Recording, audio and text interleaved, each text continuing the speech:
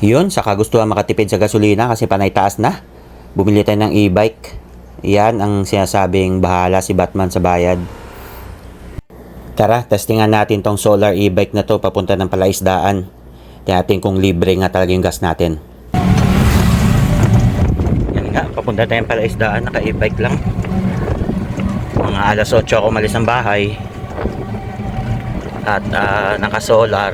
Ito siguro yung tawag nilang unlimited range kasi naka 14 kilometers na ako, na-reset lang yung kilometers ko dito kasi huminto ako sa bumili ng tinapay eh. Pero ang volts nito nasa 63 lang, 1 volt lang. 1 volt lang nabawasan kasi nga medyo okay yung araw. Yan siguro siya tawag nilang unlimited range ng solar. Libre na yung fuel mo. So pag nakapark ako mamaya-maya, ibig sabihin magpo-full charge na siya agad. So ito, papunta tayong Palaisdaan, malapit na tayo. Total 14 kilometers to lahat eh. Ito yung bagong daan. Ayos, libre na yung gas natin.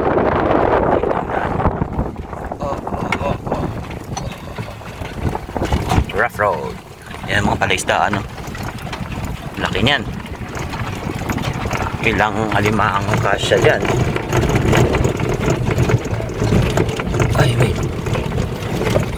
Okay. Ayan.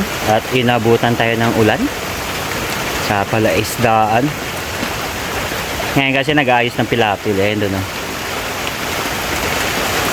Naayos yung pilapil para secure lahat ng alaga natin. Malapit ng harvest, 2 months na lang. Sayang rin, lalaki pa naman. Puro king. Bihira ang pula. Kaya na sila. Kakatapos lang magmerienda eh. Nabutan naman ng ulan. Ayos lang yan. Mas masarap yung ganitong panahon. Dito ako ngayon sa kubo. Ayan. Pwede na pang silong. Sarap tumambay ng ganitong panahon, no? Yun, at tapos na tayo bumisita sa Palaisdaan at inabutan pa nga tayo ng ulan. Pero ayan, pinark ko yung e-bike sa labas para kahit papano mag-charge siya. Pero pagbalik ko, ayan, full charge ulit, parang walang nangyari.